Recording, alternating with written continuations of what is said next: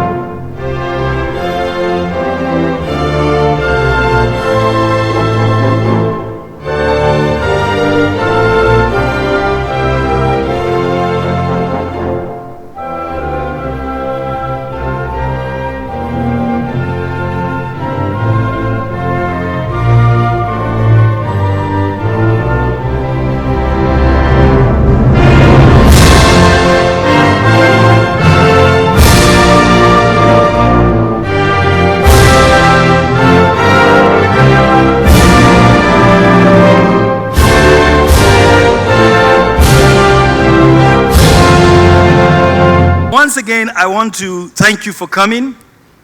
The Center for Fiscal Transparency and Integrity Watch is a non-governmental and non-partisan organization. It was established to promote accountability and transparency within the public sector and to enhance good governance at all levels. On behalf of its governing board, the management, stakeholders, and staff, I warmly welcome you to this important event. It's only appropriate for us to acknowledge the presence of some of our distinguished guests, which is not to say nobody here is important. Just to follow protocol, we have a couple of people who would like to recognize their presence, and I will invite you to welcome them with a round of applause when I mention their names. I want to start by acknowledging the presence for a very long time. He's been here for a very long time. I think he's one of the earliest arrivals. Chief Steve Orosanye, former head of service of the Federation. Please welcome him with a round of applause. We also have with us from the Central Bank of Nigeria, Dr. Emmanuel Okejie. Please welcome him with a round of applause. We have Dr. Obot Odofia. I saw him a short while ago, but I think he just stepped out. You can welcome him in absentia. I'm sure he'll be back here shortly. We have from the Office of the Secretary to the Government of the Federation, Alhaji Abdul Hamid Guti. Please welcome him with a round of applause. So we have the Federal Character Commission. Please welcome them with a round of applause. We have the Bureau for Public Enterprises. Welcome them with a round of applause. We have the Independent Corrupt Practices Commission. Please welcome them with a round of applause. The Federal High Court is here. Federal Ministry of Justice. The Association of the National Institute, I believe. I saw ANI, A-A-N-I. That must be the Alumni Association of the National Institute. Welcome them with a round of applause. Kaduna State Internal Revenue Service is here. Center for Democracy and Development is here. The National Deposit Insurance Corporation is here. The European Union delegation is here. The Ijon Youth Council is here. Please welcome all of these with a round of applause. I'm sure many more names will be brought forward. And as they are brought forward, I will make sure to intimate you of their presence. Sorry for that break in transmission, but I hear we've just been joined by Malam Nuhu Ribadu, the former chairman of the EFCC. Please welcome him with a round of applause. We have a representative too from the Office of the Speaker, Federal House of Representatives. Please welcome him with a round of applause. Where is he? Can wave. Okay, he's right here in front. Welcome with a round of applause, please. Thank you. Today, Tuesday, 28th September, is being commemorated as the United Nations International Day for Universal Access to Information. The day highlights the advantages of having public access to information to help in the formulation of sustainable policies. The objective of the day is therefore to accelerate sustainable solutions, aim at reaching some of the sustainable development goals through mobilizing governments, civil society, and the people generally to take ownership and contribute to especially SDG number 16, which is just, peaceful, and inclusive societies. The United Nations is of the opinion that informed citizens can make decisions on how they are governed, and information is power. Only when citizens know how they are governed can they hold their governments accountable for their decisions and actions. And therefore, universal access to information is the cornerstone of healthy and inclusive societies. We are gathered here to witness a very significant event. And it is my pleasure at this stage to invite, okay, Madam. I didn't get the full name, sorry. Yes, please. Pardon my lapse in judgment in that regard. I actually owe you a bigger apology than that. The last time I met with you at the last event, and I don't think I noted the name. But please join me in welcoming her with a big round of applause. Thank you.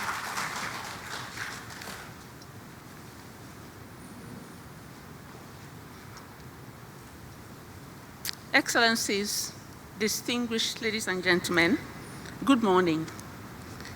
My name is Angela Nwogu, a member of the Board of Trustees of the Center for Fiscal Transparency and Integrity Watch, organizers of today's lunch, which is supported by the MacArthur Foundation.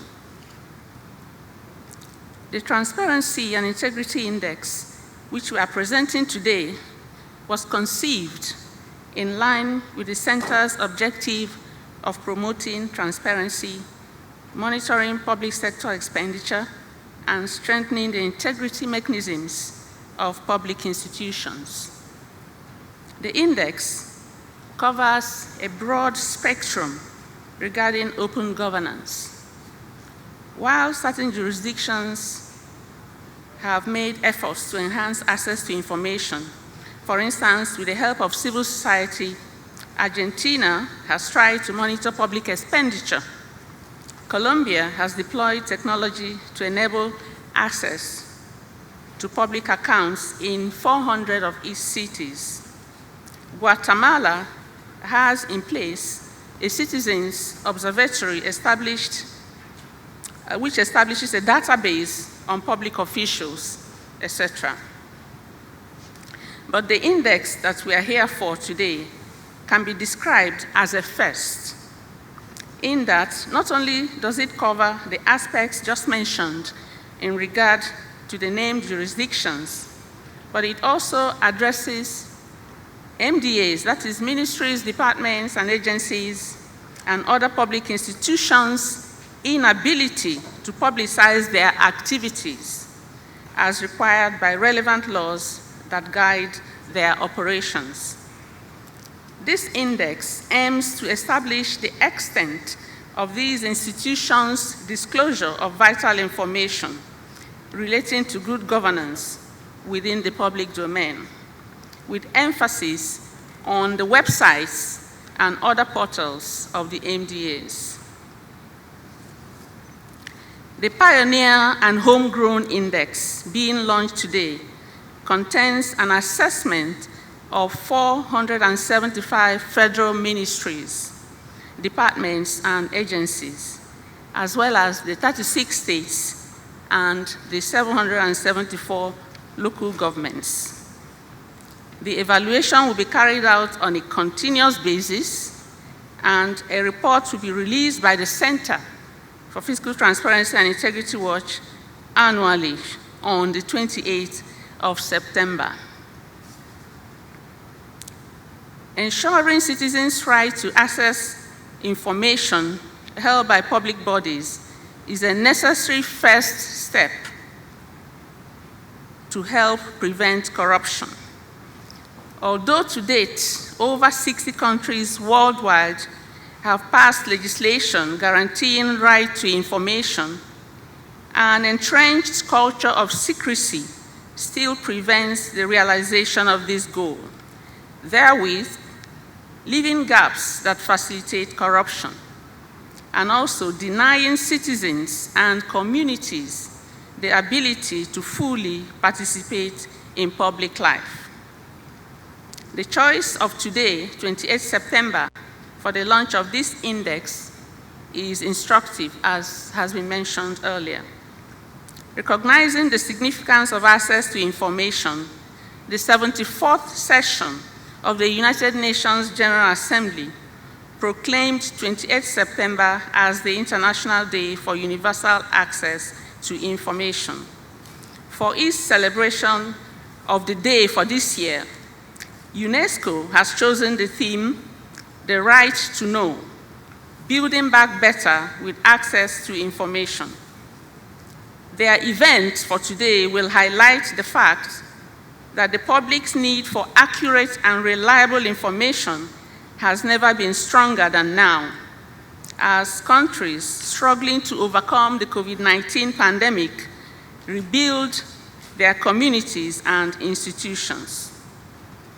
UNESCO is also commencing global consultations for a universal declaration to be adopted in the course of 2022 in support of access to information as an essential driver for sustainable development. Ladies and gentlemen, the foregoing underscores how essential today's launch is, not just for our own dear country, Nigeria, but for Africa and indeed the world. We therefore urge us all to take a serious look at the index, what it stands for, and what it portends. It is our hope that in the not too distant future, the index will be adopted by countries and jurisdictions, as well as international bodies, especially the United Nations. I welcome you and wish us all fruitful deliberations. Thank you very much.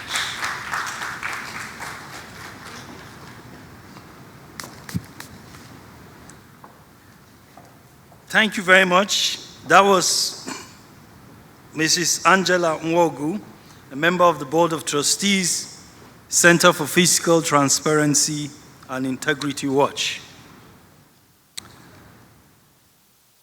There is no doubt that today's event is a groundbreaking initiative,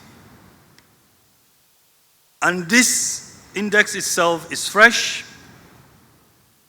Apparently in Nigeria there is no, at the moment, existing mechanism which covers the kind of broad scope that the index is looking at or has attempted to look at.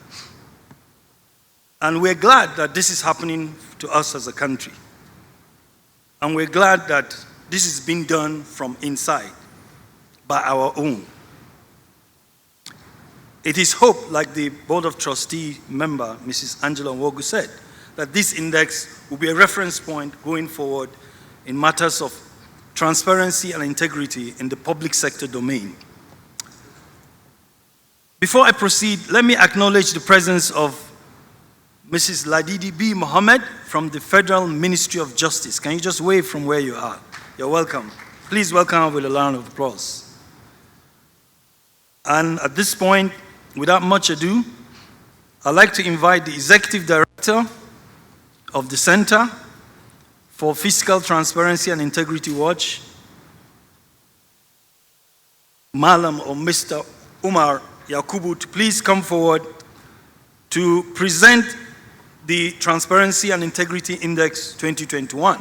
As he makes his way, I will ambush him by announcing that our big brother, all the way from Kaduna this morning, arrived, former banker, a serial entrepreneur, and a very old boy, Mr. Mukhtar Yakubu. It's right there at the back. Please welcome him in a round of applause. If you see him, you see Umar. Umar, the floor is yours. Thank you. Good morning, all, and thank you for coming. I'll go straight to the point. Okay. My name is Umar Yakubu. I'm the Executive Director of the Center for Fiscal Transparency and Integrity Watch. The first slide is just a background of what the center does. Like the earlier speaker said, it's a non-partisan organization, and we're looking at ways we could do things different from what other CSOs are doing towards supporting government in trying to do the right thing. So why did this concept come up? Nigeria is being ranked yearly by Transparency International, by Global Financial Integrity, by FATF, or by GIABA. GIABA is here on different things related to anti-corruption, anti-money laundering, combating the financing of terrorism, and all these indexes, unfortunately, we are not doing too well. And it's not because we don't have things in place, but sometimes it's the implementation of things that we have not done well. I would like to draw us back by history. I remember when Mr. Orosa and Mr. Nuru Badu here came on board, that's when they set up the structure for us to actually start complying with all these international obligations. So what I'll do now, so what we notice that a lot of agencies do a lot, but people don't know. And from what the last two speakers said, if you don't have access to information, people will not have the right tools to know how they're being governed. So what we decided to do was to go and do a survey of all MDAs and see, this thing is echoing. Is it fine? Okay. Okay, to survey all MDAs and see all the relevant information by law that are supposed to be in the public domain. So this slide, go to the 5th slide, please. Yeah, we picked variables across MDAs, 483 of them, but we assessed 475, and we picked the states. I'll come to the states issue later. So, what was the justification? The first thing, we tried to draw from the international principles, then cascade it down to the local principles. The first one, as we all know, is the United Nations Convention Against Corruption. There are so many things that every country is supposed to do. I'll not mention all of them. But basically, what UNODC tells every country to do is bordered on efficiency, transparency, and have issues related to open governance. This is under United Nations Convention Against Corruption 2004. The second international principle is the Open Government Partnership, which Nigeria has subscribed to, is a partner. We have somebody from the OGP office here, I can see him. There are a lot of things we are supposed to do, and all these things are related to how open your governments are, related to your budget, your auditing, your finances, your spending, your recruitment, and so many other things that I'll bring down much later.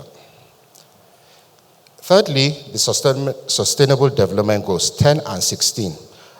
16 is clear about developing effective, accountable, and transparent institutions at all levels that ensure responsible inclusion, inclusive participatory, and representative decision-making at all levels. But in particular, that same 1610 spoke about ensure public access to information. People must have access to information related to everything related to governance. Fourthly, we have the African Union Convention on Prevention and Combating Corruption 2006 is there, and it requires Nigeria to commit itself to ensure transparency, equity, efficiency in the management and tendering and hiring procedures in the public service.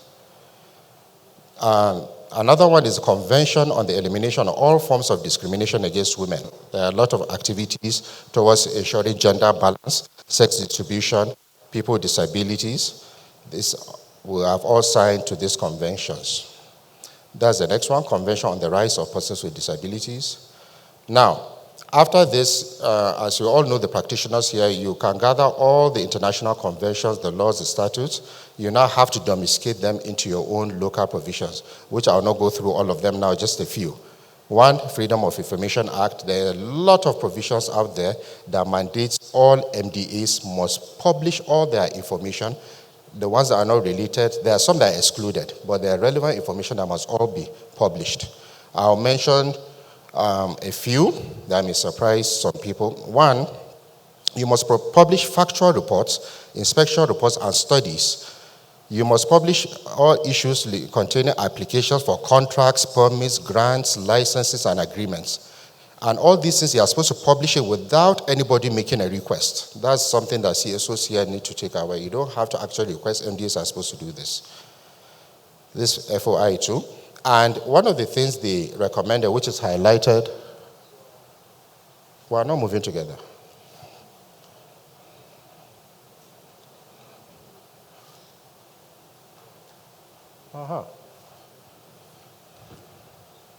Okay, one of the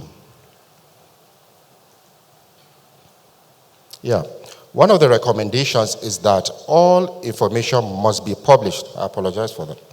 Must be published through, what most MDAs do is they publish in the newspapers and people don't really see it. Maybe take 1 page or 2 pages and just publish there.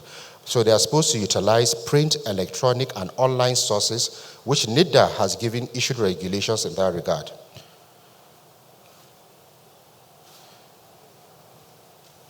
The next one is,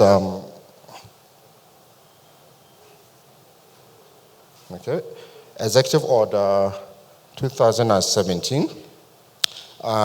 Yes, this was done about 2-3 years ago, where it orders all MDAs to publish, amongst other things, permits, licenses, and other information related to procurement.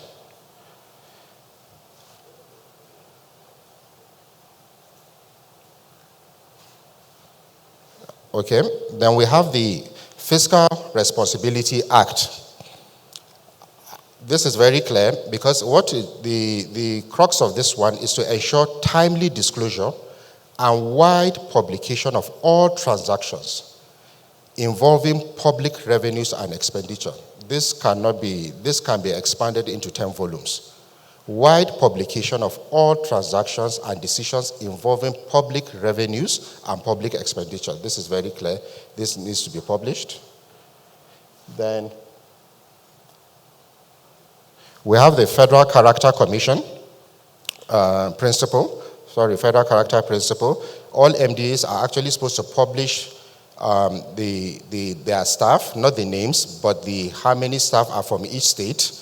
They are supposed to publish that information so that they will be balanced in line with the Federal Character Principle. And there's a procedure for recruitment into the Federal Civil Service to reflect every state and I think local government.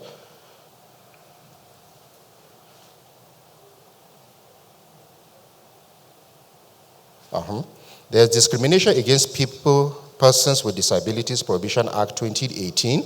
I think it's 5% that every MDA must have at least 5% of its staff people with disability. That should be published too. Every MDA should say, okay, we have this number of people that are persons with disability. Then,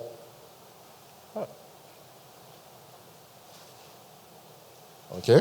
In all this, NIDA issued the framework and guidelines for the use of social media and internet platforms for dissemination of information. The guidelines are there. They have been there for the past 6-7 years. And Part 2.9 of the guideline requires public institutions to set up mechanisms to institutionalize social media within their structure. So now I'll go to the evaluations.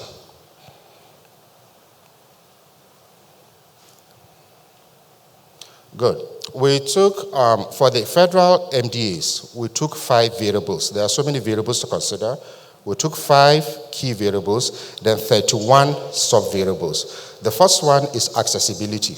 Do you actually have a website? That's the starting point. And NIDA law says you must have. Now, if you have a website, the second one is broken links. You can open a website, then you see some pages related to financial information, they are not there. You will see on HR, you will see on the other activities, but you will not see on things related to finance, so we check there. That is the implementation status and the broken links.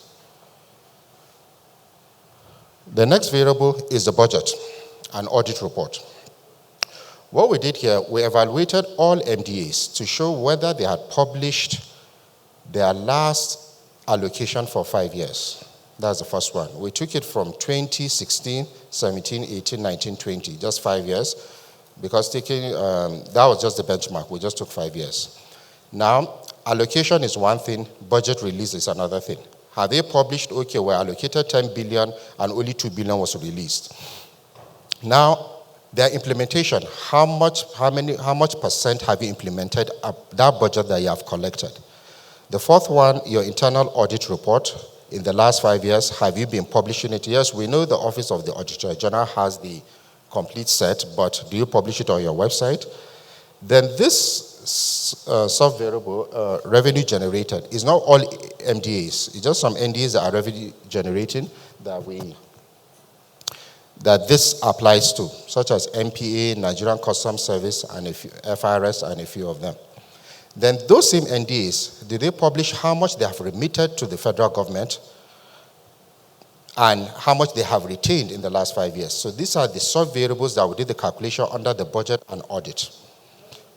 So the first one is the implementation status, your accessibility. The second one is the budget and audit.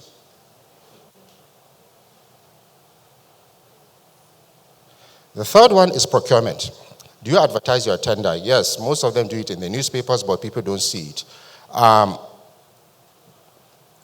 Do you do it online for everybody to see that, look, you're advertising your tender for A, B, or C? Then second one, sub-variable, is a list of contracts awarded in the last 5 years. There were 2 MDAs. They actually have a list of all the contractors, the companies. I don't want to name the MDA because it's a highly corrupt NDA, sorry to use that word, but they have all the list of contractors there, the jobs done, the level of implementation, the contractor, whether he has abandoned the project or not, but surprisingly, nothing is happening to their MDA. And they even have the list of contractors, which is a sub-variable too, and the company name and the directors, they are there in that particular MDA. Then the list of people that have issued licenses or permits, because this is a huge sector where there's a lot of corruption that goes on there. In licensing and permits, a lot of things go on hand in hand.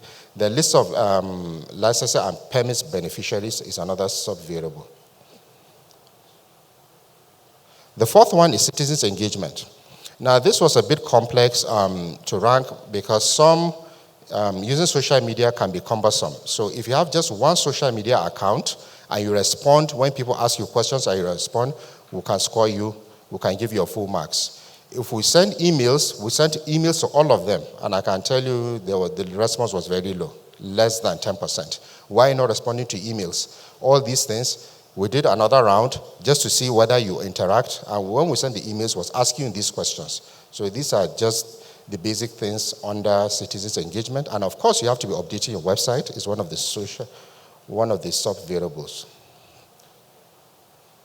Then the last one is a human resource.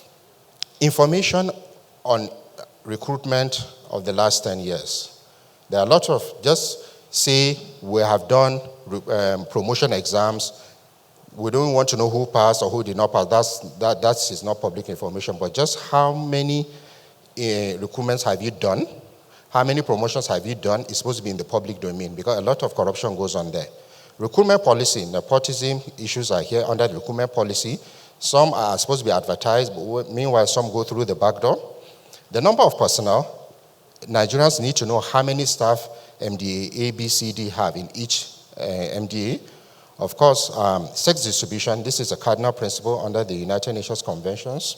Quota system, federal character principle, disability, Persons with Disability Act, then updated organizational chart. Surprisingly, this is where MDAs, 80% were scoring high. Everybody had his organogram there, but no information after that, just the organogram. Then you have to have an anti-corruption and anti-bribery policy. After having it, is it well circulated? Have all your staff gone through it? Have they gone through, is there training on anti-corruption and anti-bribery? So that's the last one. So the next is the methodology.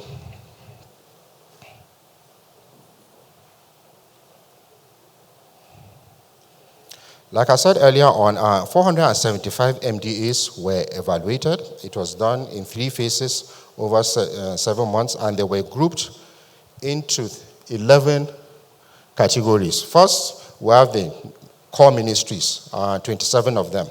Then we have the commissions, agencies, departments, and units. We have the courts and tribunals, examination bodies, then the FCT on its own, then the federal institutions, then the financial institutions. Financial institutions, not banks.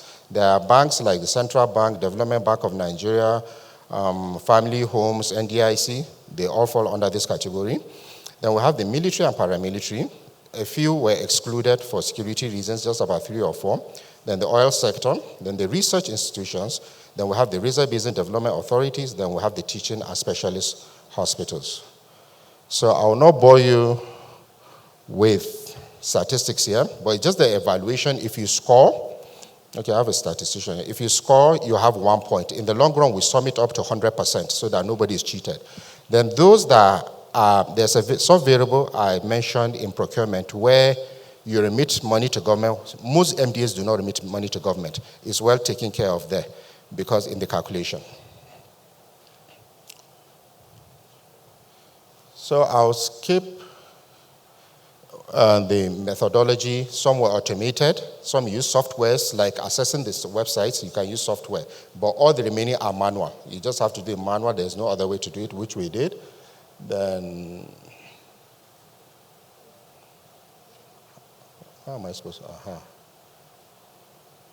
Okay, results and ranking. Please, Oga, put the other table.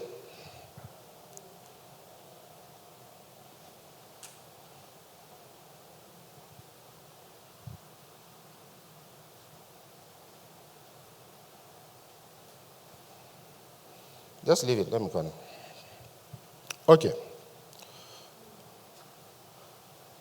No.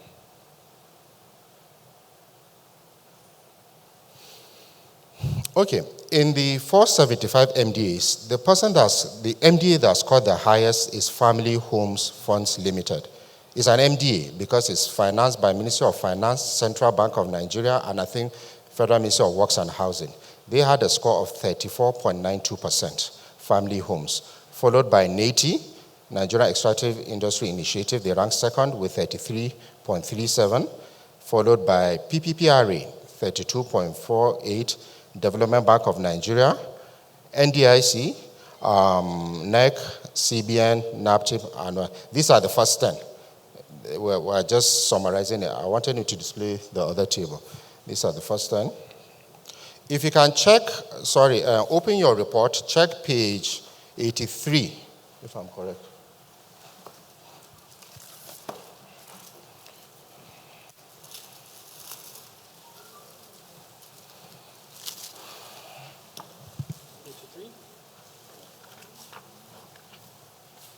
Sorry, page 41. Let me use yours. Put back the other one.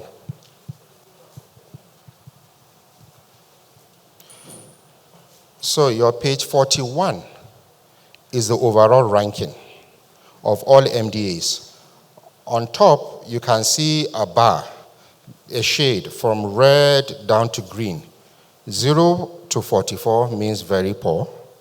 45 to 49, poor. 50 to 59, good. 60 to 69, very good. 70 to 100, excellent. Unfortunately, most of the MDAs, if not all, under the federal government are between 0 to 44 in this index. Now, it's not that most of them have this information. It's not that they don't have it, but it's supposed to be in the public domain. That is the main issue. So we just hope that next time they will be there. So if you check your page 44, 41, 42, 43, all the MDAs are there. And from number 430 down to 448 actually scored 0, meaning they just had nothing and nothing. So that's for the first table. So what we did, if you go to your page 49, please, page 49.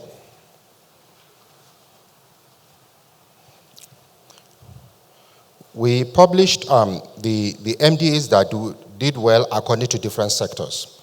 Now, under Budget and Audit, Financial Reporting Council, NATI, Development Bank of Nigeria, DPR, ICRC, Office of the Head of Service of the Federation, all did well under budget and report, under some of the sub-variables where they had. Under Human Resources, Ministry of Aviation, Development Bank of Nigeria, NEC, Central Bank of Nigeria did well under Human Resources.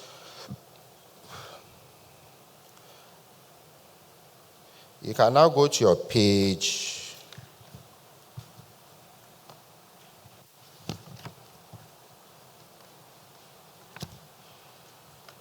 Page 61, please. 61. Now, this is the ranking for MDAs that did well under procurement. Family homes, like I said, they actually scored 100% because all the details of procurement are there. PPPRA, NACA, NAPTIP, TCN, Central Bank of Nigeria, NDIC, Nigerian Post Authority, and PENCOM, just to mention a few, did well in procurement. Then page 65 has to do with citizens' engagement and dialogue. NDIC was number one, had a ranking of 95%. That's page 65.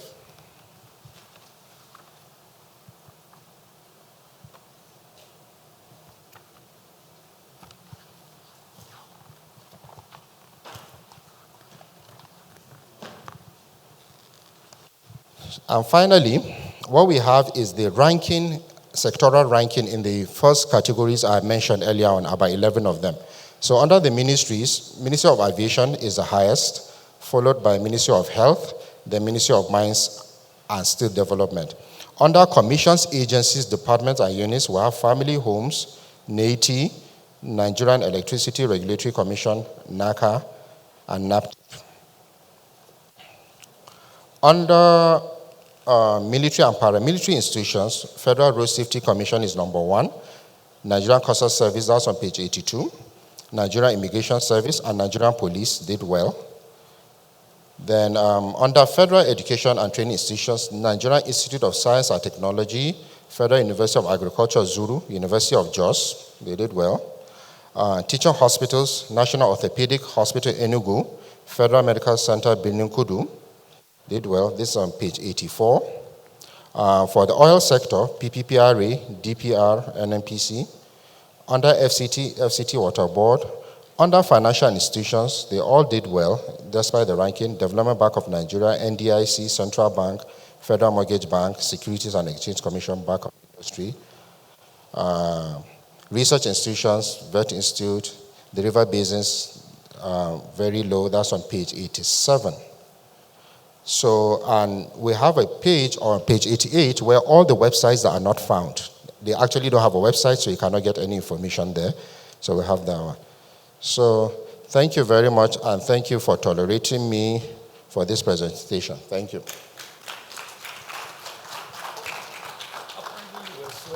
Yeah, it's the weight.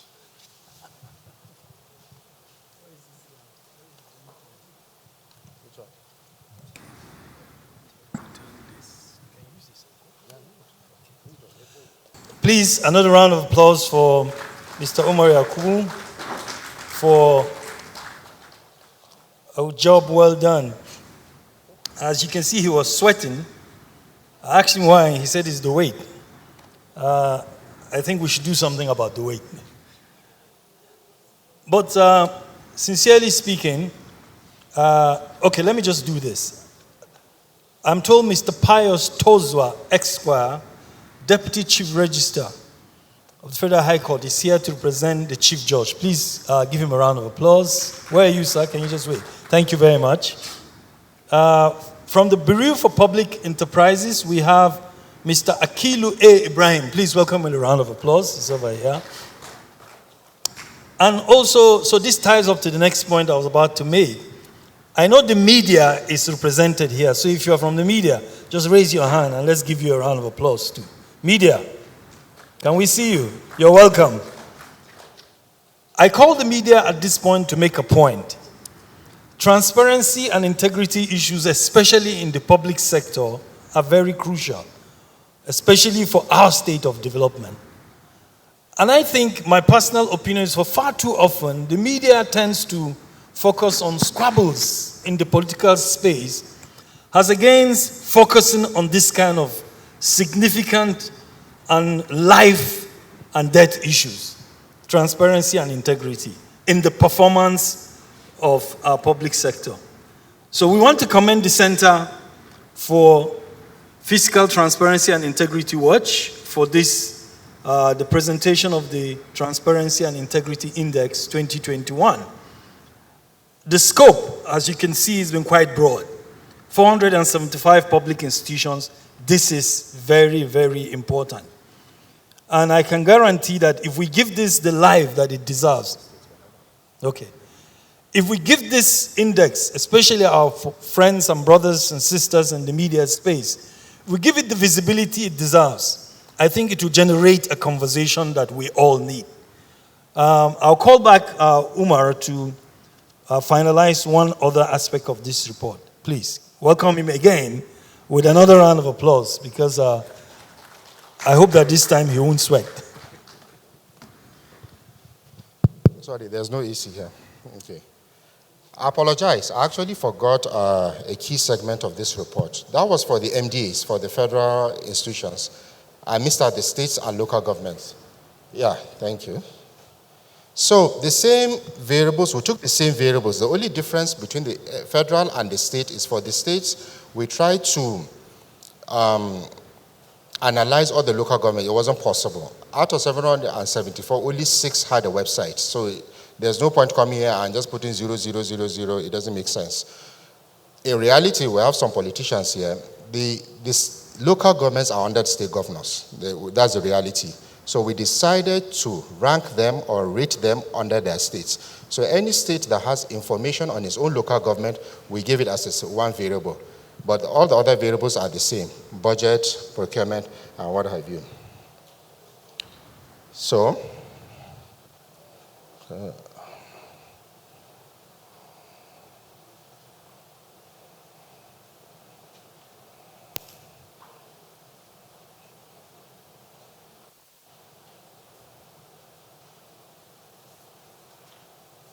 okay, so the first variable for the states, budget. Second one, procurement. Third one, citizens engagement. Fourth one, anti-corruption law. But the difference here, we already have federal anti-corruption laws. The EFCC is there, the ICP is there. We are not saying each state must have its own anti-corruption body. There are about 6 of them or so that have, no problem. But they must have policies on anti-bribery and policy on reporting corrupt activities. It's not all the time that they'll be running to EFCC's zonal offices or ICPC's zonal offices. Have some framework on ground, on place, that people, or mechanisms that can be reporting anti-bribery and anti-corruption issues. So if you have any of this, we'll still rank you 1. If you have an anti-corruption agency like Kano, Kaduna, we'll still rank you 1, no problem. So then the local government is the next variable. Yeah, you have to have information on all your local governments, because like I said earlier on, in reality, the state governors are in control of those local governments. That's just the truth, so there was no need to evaluate them individually. So,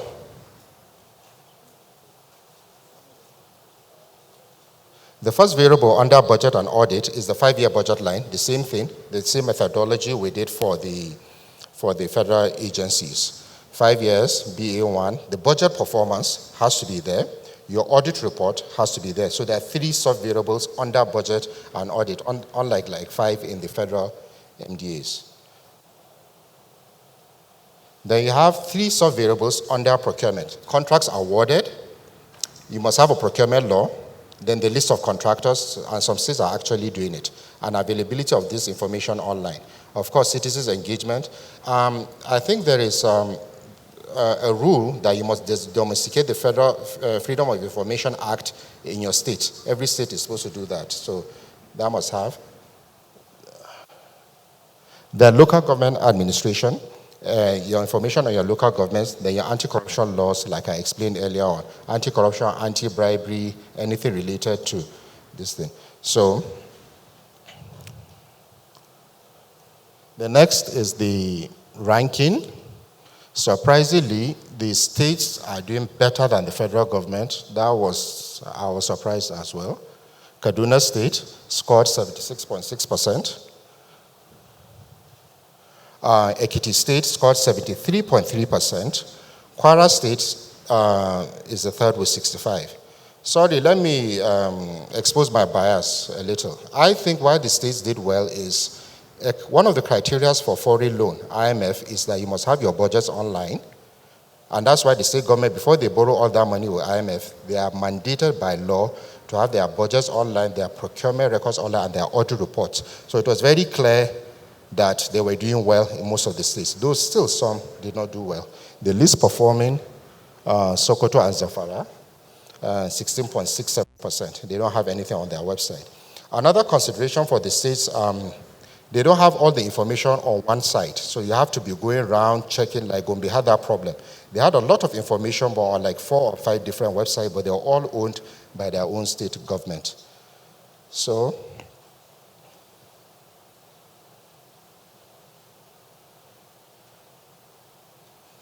out of the 36 states, 33 had published their budget allocations, 31 published their budget implementation reports, 30 published financial audit reports. 20 states published the list of awarded contracts, 2016 to 2020. 5 states have anti-corruption law or anti-bribery. 3 states have domesticated the freedom of information law. And out of the 36, 8 have published information on local government accounts. So I think this should be my final conclusion for this presentation. Thank you. Just comments. You will answer. We just call comments. Okay, thank you very much, Mr. Umar, for the addition. We're going to covet the partnership of the Nigerian media in working with us through giving visibility to this index. It is important that we engage the public sector as it performs its very significant and important role in our lives. A couple of years ago, I spent time with 2 elder statesmen. Both of them are late now, Malan Liman Chiroma and late Malan Adamu Chiroma. And as they narrated their experiences, especially Malan Liman Chiroma, in the period before independence and immediately after independence, the point was underscored to me again and again by these 2 revered gentlemen that the development we saw in most parts of, especially where I come from on the north, whether it's in the health intervention, public education, public infrastructure, utilities, services, these were made possible and they were done excellently, great quality that lasted by people performing roles in the public sector. The point they were making to me separately and at times together was that the Nigerian space, socio-economic space, became what it is, or it was, became what it was, and became in the period before independence and after independence because of the work of people in the public sector. The public sector is very important. We should take it seriously. The work they do is not a small task. Unfortunately, it comes with a lot of attacks and compromises and so on and so forth. The media and some of us in the development sector should band together to not only give support to this sector, but also to highlight those areas that have weaknesses so that together we can make the public sector serve us better. Because that is where the resources are. So I really want to commend the center for this important assignment that they have accomplished and to invite our media people to be our partner starting today and going forward in this. At this point, we have opportunity to make comments, and the floor is open. Please feel free, let's have your comments. We know that you just had a copy of the report shared with you, but I believe arising from the presentation that was wonderfully conducted by the Executive Director, Mr. Umar Yakubu, some issues may have come up that you want to pass a comment upon, or even a question. I asked him, I said, would you answer questions? He said, yes. So comments, questions are welcome at this stage. The floor is open. Do we have an extra microphone somewhere around? Yes. The ladies in white, how many microphones are here? There's one on my left. I saw someone with a bunch of microphones. Where has he gone? Okay, so lady, get ready to move around. Just raise your hand from where you're seated and we'll bring the microphone to you. Comments, questions. Floor is open.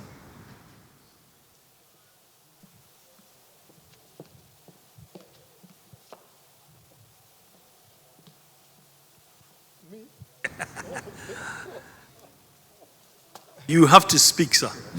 Well, I didn't ask for that, really. Can I just stand here, or? If, will he like to? Well, What do you prefer? Come up as well. Please.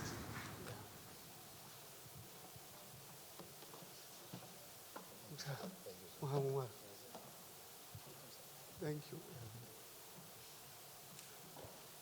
Well, distinguished ladies and gentlemen, greetings to all of you. My own will be probably just an appreciation or words of gratitude for a job well done that we are launching here now. And I happen to be part of, especially the public sector in the history of our country, at the time when most of the things that we are today enjoying or making good use of in trying to move Nigeria forward. I was part of the team. Steve was there. And when we see things like this happening, we have reason to be happy and thank God. I remember back in about 2005, 6, I remember with Obasanjo asked me, he said, well, Nuhu, what do you think we can really prioritize in addressing the problems of fighting corruption, doing things properly and correctly in our country? I said, sir, let's open up government. Open. Nothing to hide. Transparency, accountability that will promote integrity so that we'll be able to make maximum use of our resources. We'll convert whatever we have and we can see results. And that was the period when we literally opened up Nigeria and opened up government through some of the things. When you are talking about the fiscal responsibility law or bill, I remember how it happened, 90, Bureau of Public Enterprise, public procurement laws, and so many of them. They all happened. God bless Obasanjo. Obasanjo was wonderful. He did a wonderful job for our country. But the point I'm trying to make here is that public sector did their own part. And I'm so happy to see private sector coming in. The people like Umar, who is my colleague, I worked with him. I had a wonderful time with him during the EFCC years. And some of them opted out and believed that the role, the civil society, the private sector is probably more important or as important as the public sector. Nobody can play a bigger role than the private sector in opening up government in partnership with our development partners. Whenever I see MacArthur, and I've seen what they are doing in this country, I would always want to look for an opportunity to say thank you for a good and a job well done for our country. If you ask me, they are the greatest in this world. Those who go out to contribute, to help those with challenges. They are spending good money for poor countries, countries with development challenges, to do the right thing. They make it possible, they make it available, they open our eyes and opportunities. And I think any opportunity for us to say a big thank you and to encourage them to continue to do things. Development is work in progress. These little things that we are doing, it will count. It is going to be ultimately the solution to some of the challenges we have, problems we are facing. So, Umar, I thank you very much and continue to be doing what you are doing. Others, I've seen young people, young faces with enthusiasm and passion. Please go that direction. Nobody can fix this country other than us. It is our duty, it is our responsibility. All what we are trying to do is to do these things proper and correctly. Solve the problems that we are faced with. Develop, get good education, quality, life. Help us to get health, get power, get, simple, but not too difficult to do things. But you can never do it if you continue to do things in hiding. There is no reason why anything in government should be in hiding. No. Nothing. because it's public money. Nobody is entitled to do things behind the closed doors. Those little tools that we are now celebrating and talking about are the things that will open up. And it's a matter of time, we are catching up. There are some agencies and organizations that I'm very passionately close to, and I have not seen their names here. I hope next year when we come to celebrate and open up, I will see their names there. Thank you so much, and God bless.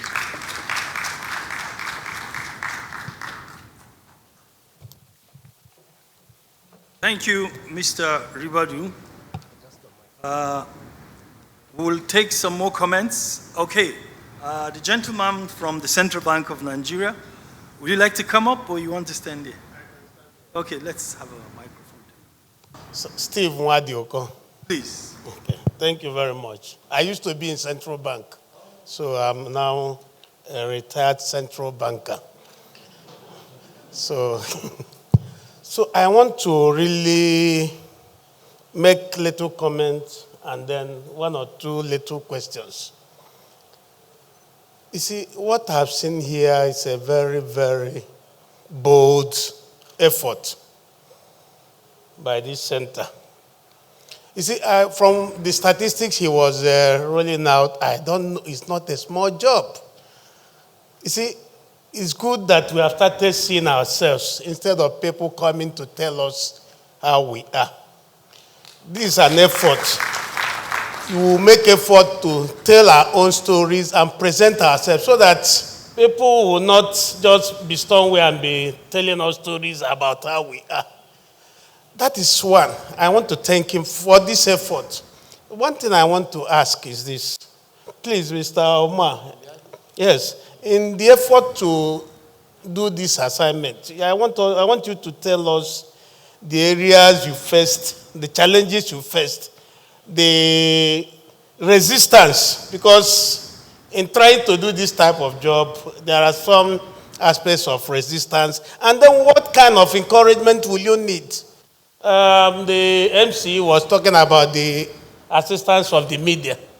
So what assistance do you need from the media, from the government, and whoever to enable us continue to do this job? Because this is a way to go.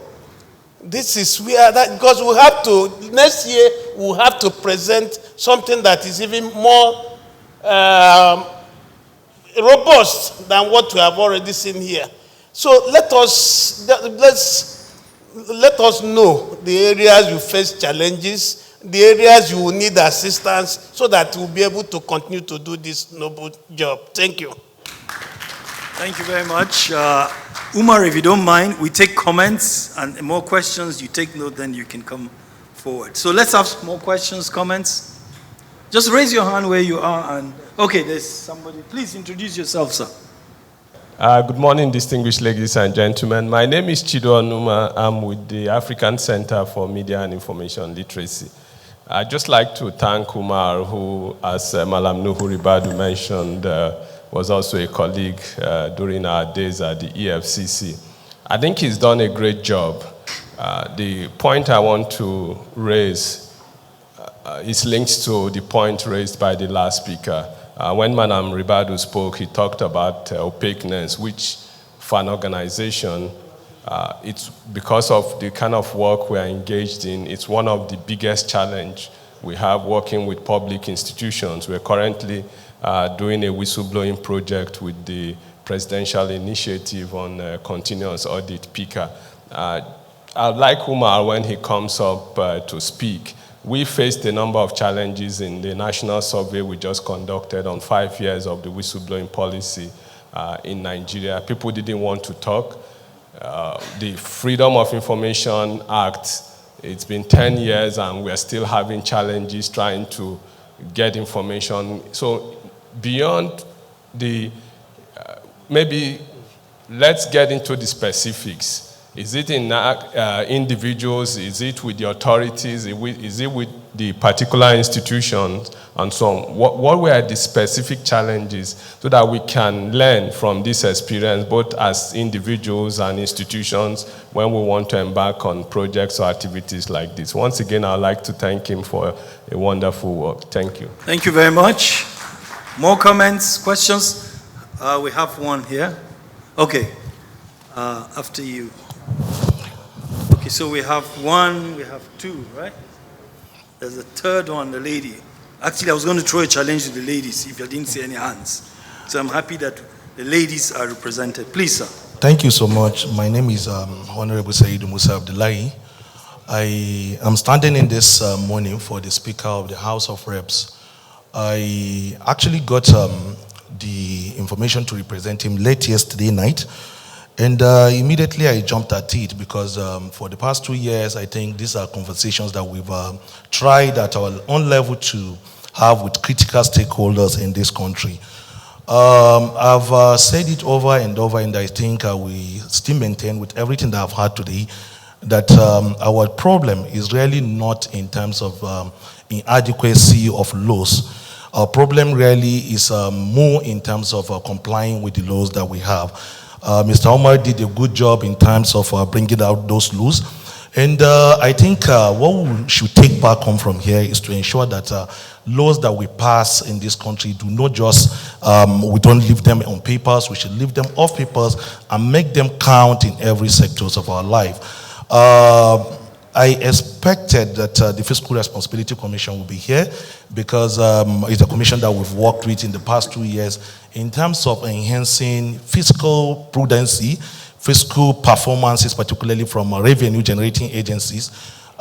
Just about a week back, I had an engagement with the VP, and one thing that I kept emphasizing is the fact that for a 15 trillion size budget, I don't think Nigeria has any business to go the way of borrowing.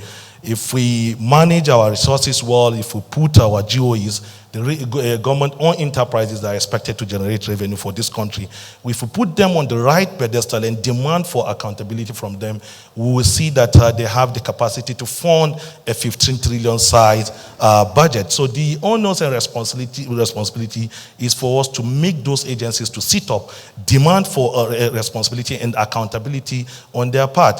I say this with all sense of responsibility on the fact that I am coming from a private sector background, and I've said it. We have banks and the private sectors flourishing in this country. In this same Nigeria that we're faced with all the challenges, we've been able to produce a Dangote that has become a global name today. So, but Dangote Group is working and the commercial banks are working, making a hell of money in this country. Why is government not working? I think it's the big question that this report must be able to address. When you were reading out the statistics for states, I had to quickly jump at the page to look at where my state stand. And with what I've seen, I think I have something to take back home to make them to sit up, because I think they have a whole lot of area to cover.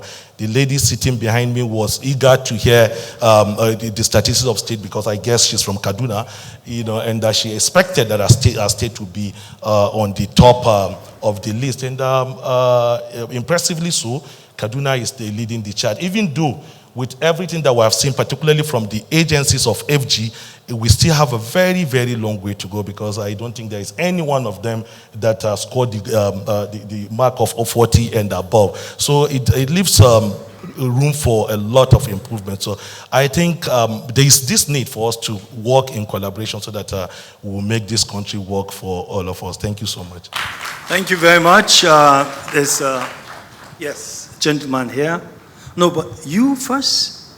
Sorry? Okay, let him go. Go ahead, then he will follow next. Yeah. Thank you very much. My name is Shadrach Haruna. I've been invited here by one of the board members, one of the trustees. Well, I seen the report. I think I want to congratulate the center for a job well done. I think this is a homegrown self-assessment, which of course shows that we have a long way to go.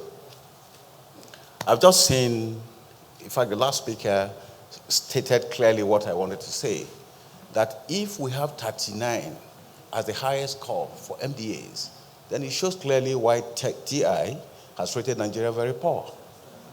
And if that is the best we have in the country, then of course we need a long way to go. And I think it's for this type of report, this type of initiative, that will actually show where we are and what we need to do. So you need to bring more of this report.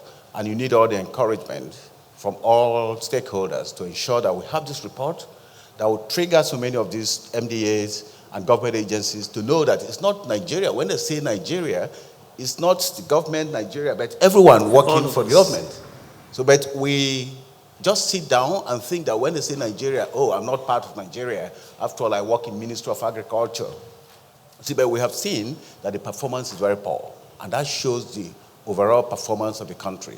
And I think I want to congratulate you for this job well done. That's all what I want to do. Thank you so much. Thank you. Yes, sir.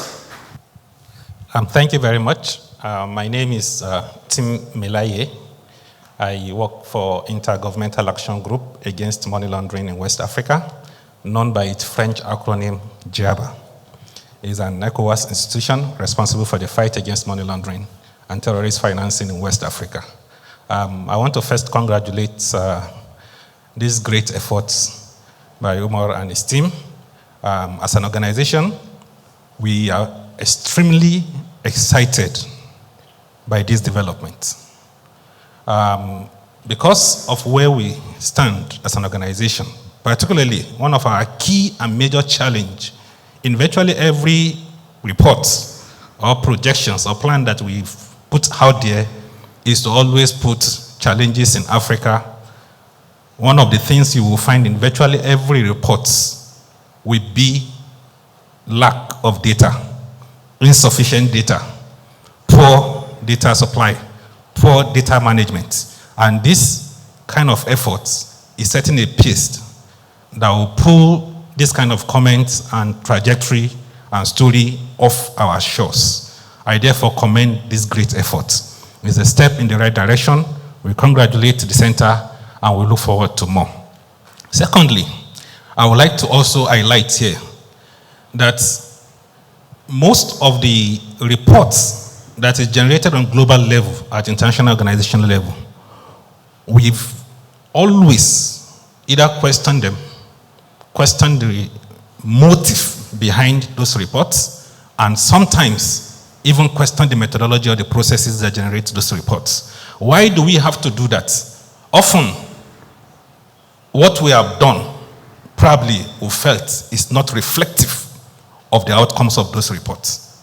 Recently, Nigeria was evaluated by GIABA under the FATF, and the second round of the mutual evaluation report was discussed a few weeks ago in Cote d'Ivoire. And I'm sure stakeholders that were there had a perception about all of that. On Thursday last week, we were in Lagos, Transparency International funding with the EU on issues that relate to spending of dirty money in politics. And then we're seeking data. How much money goes into election? How much do party charge candidates for election? How much do candidates pay? How much do each candidate spend? There was no concrete data anywhere to back up what we are doing. And I think this kind of effort will put us in the right perspective. First, that is happened locally, internally, is a very, very great plus, and I commend that effort. Because it will have been more usual to say EU's reports, it's World Bank reports, IMF reports. I'm quite excited that this is happening here, and this report is ours, and we'll take ownership of it. I commend that great effort. Going forward also, I would like to say, as organization, I will take this back to the DG of GIABA, and I would like, if possible, to have a discussion with the center to see the possibility of providing robust support for more in-depth gathering of data from virtually all other sectors that have not been covered, so that if tomorrow anyone comes from any part of the world to assess what you have here, is going to depend on the information you provide. TII give what they call the CPI, the Corruption Perception Index, based on the information they gather from here. Nigeria had what they call National Risk Assessment. Stakeholders in AML-CFT will understand. That National Risk Assessment is our own assessment of our risk locally. And based on that, we are assessed. GIABA, FATF assess Nigeria based on the information we provide. So what we provide is reason for why we are rated the way we are rated. Going forward, our rating will change. Our story will change. And this country may emerge great. For my generation and generation coming after me, I do not want us to be where we are in the next 10 years. And it must start with individual commitments, with sincerity of purpose, with focus, with integrity that cannot be questioned, that is universally distributed among the peers that will change this country. Otherwise, we will remain where we are. God forbid. Thank you for this great effort. It's quite encouraging, and we thank you. We look forward to working together with you going forward. God bless you. Thank you very much. Coming from Giaba, this is a huge shot in the arm, Umar, and I think you should grab this invitation to partnership. Don't let him leave this place without... Okay, so there's a lady from the central bank, but the lady over there actually had raised her hand. So if you don't mind, Ma, we'll take the lady at the back and we come back to you. Okay. No, there's another lady. Just sit with the microphone. She has a microphone. So introduce yourself and then you can make your comment, ask a question. My name is Princess Shifero. I'm from the United Nations Office on Drugs and Crime. I think all of the words that I wanted to say has just been echoed. So firstly, congratulations to Umar on this wonderful report.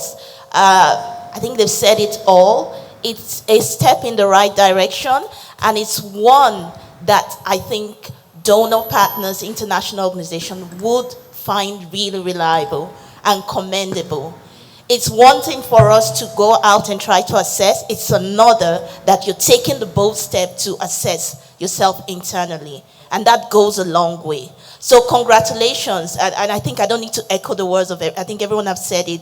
It's a step in the right direction. It is good to see what is on ground. But most importantly, the actions that comes afterwards is even more key so that we continue to progress. Thank you very much and congratulations. Thank you very much. We'll take the lady, Mrs. Ladidi from the Federal Ministry of Justice. And before she speaks, let me just remind every man sitting here, there is a woman at the beginning of every good thing. Please go ahead. Give her a round of applause. Good morning once again, and thank you very much for inviting me. My name is Ladidi Baratu Mohammed. I'm from the Office of the Attorney General of the Federation and Minister of Justice. I also bring his congratulatory message and goodwill. And I'm also from the Secretariat for the implementation of the National Anti-Corruption Strategy. In my personal capacity as a colleague and a friend and sister to Omar, I want to congratulate you and your board for a job well done. We have a history. Omar has come a long way, like our former boss has said, Ribado. He was with the EFCC, and when we developed the National Anti-Corruption Strategy, he was still in public service. He was very, very active. And apart from myself, there are two other people whom I know as data freaks, and Omar happens to be one of them. Omar, congratulations. He knows the importance of data, and he has, all his life is all about data. And I'm not surprised to see the kind of work that you have put together along with your formidable board. I happen to know all the members of your board. There are people that have history also in the public service. So that is why you're able to put all those things together. I also want to reassure you from the Office of the Attorney General that going forward, the lifespan of the National Anti-Corruption Strategy has just expired, the first policy. We're going to roll out the second policy on anti-corruption. And this index report you have submitted is something that we are also going to look at it and pick some things that we can put in the implementation framework for the national strategy. The first three pillars of the strategy, which is prevention of corruption, citizens' engagement, and ethical reorientation, are key to the report you have submitted today. And I am happy that I'm part of this history making. The center has done all that it can, or all that it could. Now what is left is for us to be sincere to ourselves, to own up. What is spectacular about this report is, in addition to giving the data, like Mr. Haruna from NDLA has said, we are really not doing well. So it's not about these people's report, like my colleague Tim also mentioned from Giaba. What you have brought out, the kind of explanation, for those of us that are here today, we have seen where the problems are. And it is for us to now own up and be honest in ourselves and make effort to correct those things. I'm speaking to those that are in the public sector, the state government, the federal MDAs, and others. It is time for us to own up this report and accept. We cannot live in denial. There is no issue of denial anymore. We have to accept where we are wrong and make effort to improve on it. Like they say, Rome is not built in one day. Of course, it's a journey. We have started, and I think we're going in the right direction. So please, ladies and gentlemen, the CSOs, I also want to recognize the presence of all the CSOs here. Some of you, we have worked together before, even the UNODC, and I also look forward to working with you from the Office of the Attorney General, who is also the driver of the National Anti-Corruption Strategy. Congratulations once again, and thank you very much. I will take one last comment because time is fast spent. Okay, I was saying one last comment. Then I saw 1, 2, 3, 4 hands. I actually saw, yes, 1, 2, 3. There's another one on this side, so I've seen 4. So we're going to take numbers, and I'm closing the room. I'm closing the door. So you with the microphone, you're number 1 before you start. Over there, number 2. And then number 3. Oh, okay, no. I mean, that will come. That will come. So three comments. So you are number 1, sir. The gentleman at the back is number 2. The lady is number 3. And we close shop and take, oh, there's another lady. Oh, you know me, I'm a ladies' man. So I will take a lady for number 4. But meanwhile, we give you guys a minute each. After these 4 presentations or comments, we'll have one last one by our daddy here. So please, sir, go ahead, introduce yourself. Good afternoon. And your time starts now. Good afternoon, everybody. My name is Suraj Yakubu. Let me first of all pay glowing tribute to my very good friend Nuhu and Oga Steve, as we used to call him then, for mentoring Omar to where he is today. Thank you very much, gentlemen. Now, I'm bothered about the fact that, although it's impolitic for me to say it, but never in the history of this country have things been so opaque as we are. And as somebody had rightly mentioned, this is not a report produced from outside. We are quick to say, okay, World Bank, IMF, and all this Transparency International, blah, blah, blah, blah. This is a homegrown report based on data submitted. The question that I ask Umar is BPP here? Is ICPC here? Is EFCC here? Is fiscal responsibility here? The question is, what next? Because it does appear to me that what we are good at is not the preventive aspect of this, but the punishment aspect. And reading through this report, there are things that are so elementary. Like Malanu has said, there is no other reason why government should be shrouded in secrecy. And this is the more reason why you have all sorts of conspiracy theories, mind-boggling figures about corruption here and there and so on and so forth. Look, publishing the names of those who have accessed foreign exchange, publishing what states get on a monthly allocation and other things, that's not the issue. The issue is, how are those money spent? So the big question is, for those, Haji Aladidi is here from Ministry of Justice, my EFCC, ICPC, look, stop prosecuting people. Let us put a mechanism that will prevent this. And so long as we don't have a transparent, open government, that's what we are. So the question is, what shall we do to prevent this? And where are those government agents? In the days gone by, Steve is here, Nuhu is here, Obi, we know what would have happened. But so who are the actors that will say, okay, hey, this is a report that is homegrown, we have seen it, we're going to beat everybody's shape, and then we make sure that at least we imbibe and do the right thing that we are going to do. So the big question is for those in government, what next? Thank you very much. Thank you very much. The gentleman at the back. Yes. All right. Well, I mean, I didn't see you. I saw that man. I didn't count you, so I'm sorry. Over there. Yeah. But why is that man speaking? He's next to that. That's the person I recognize, please. Go ahead. Yes, I didn't recognize you. You don't have a number. I'm sorry, your number is not in existence. Go ahead. Okay, good morning, everyone. My name is Emmanuel Uche. I'm from the European Union, implementing the rule of law and anti-corruption project. I want to commend the Center for Fiscal Transparency, just like every other person has already done. It's a great job. And I just want to say that while this is beautiful, as validating the other reports from elsewhere that we would rather kick as being externally generated, that this is coming from in-house, like has already been said, basically speaks volumes.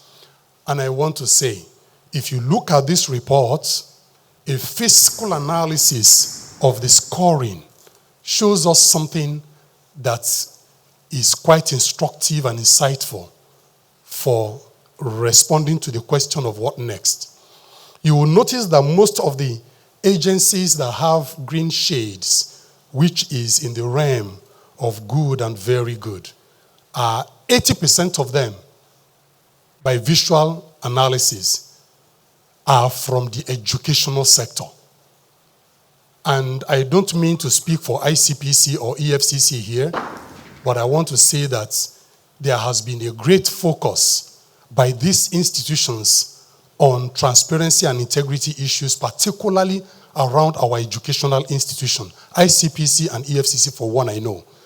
And I can tell you that from this report is clearly rubbing off positively, because most of the educational institutions appear to be in the better, albeit we can't say none of them is perfectly good.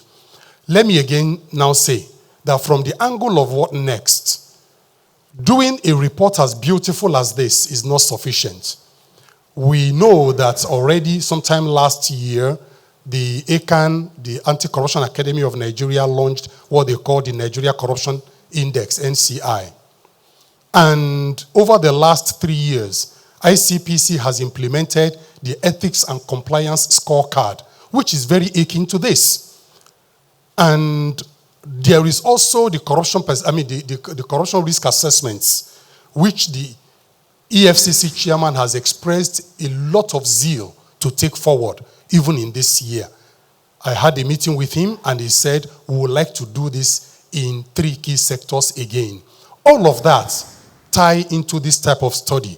And I want to say, this study will end up gathering dust on the shelf if there is no robust partnership with these agencies that have the teeth to bite and can translate this work to action. So everybody needs to be on board. And from the angle of the European Union, yes, the rule of law and anti-corruption project is gradually grinding to a halt over the next 7-8 months. We will be closing out. But I can tell you, there is still a lot of room to harness and bring everybody together to talk about the action points, because now it's not about the Transparency Corruption Perception Index, it's about our own homegrown index that says these things are not good. The Ethics and Compliance Scorecard of ICPC validates this particular finding. If you look at those reports, they are all beautiful, saying exactly the same thing. What do you call it? Serap in Lagos talked about let the big fish swim, which was also a follow-up study to the high-profile corruption cases that were swept under the carpet.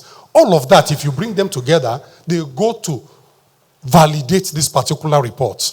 And I think it's time we begin to bring all the actors together, particularly just like Ajia Ladidi spoke about, as we begin to put together the next strategy for Nigeria on the anti-corruption. We need to factor all of this into it and agree on a mechanism that can hold the feet of these agencies to the fire to begin to do what they need to do and do it right. Thank you very much. Thank you very much. The lady here, there's a lady in the milk-colored dress with the yellow nose mask. Thank you very much. Good afternoon, ladies and gentlemen. My name is Ngozi Iwichukwu from Federal Ministry of Justice. I am one of the visually impaired staff, the lawyers that are there then. I really want to appreciate this organization. Honestly, I'm so happy when they mention people living with disability. And the Act passed 2018, but the implementation has been the problem because you can see even within Abuja here, you see visually impaired or people living with disabilities going around all these MDAs. You know, most of them, they will close door against them. We are talking about implementation because most of us have really suffered when we were in school. Universities, a lot of things went through, but at the end, God helped us to be there where we are.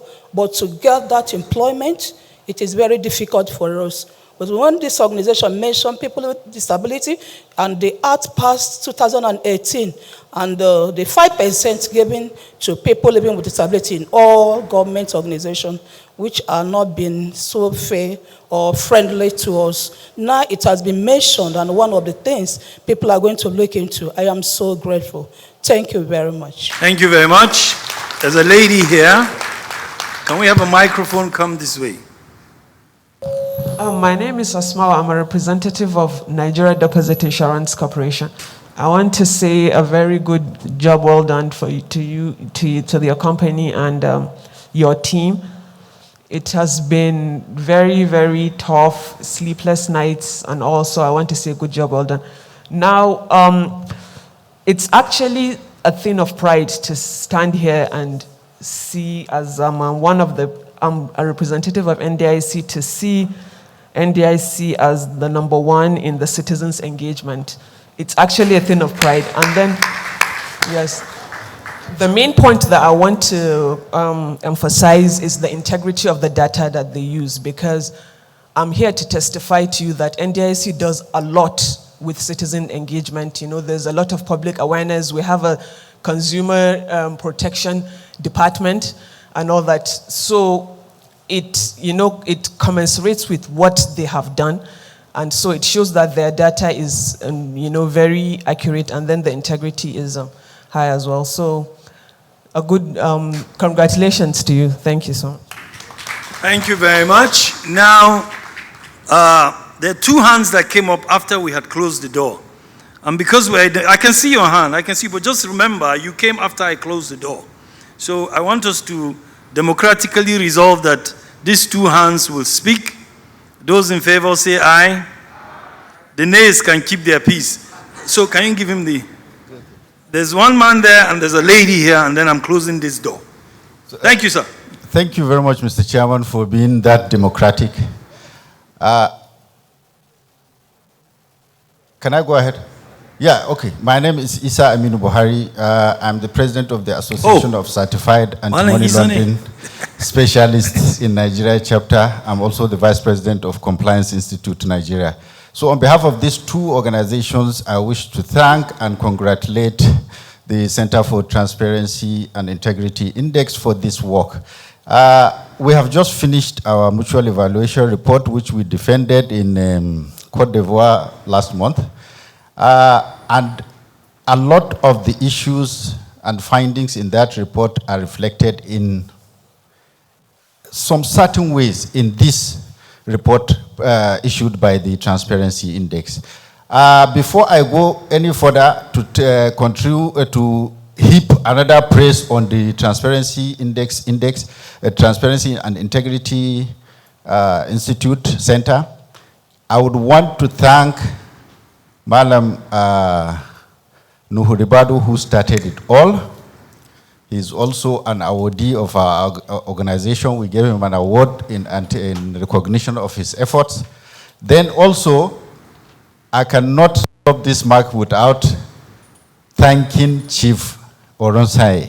He has made it, he has brought out Nigeria during his time when he was presiding over the Presidential Committee on FATF.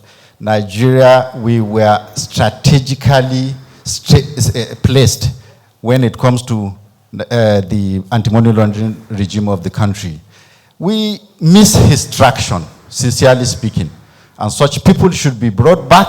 He's still young and energetic, so such people, we should bring him back. We should bring him back and utilize him We have a lot of good hands in Nigeria when it comes to these issues of fighting corruption and terrorism financing and money laundering and what have you.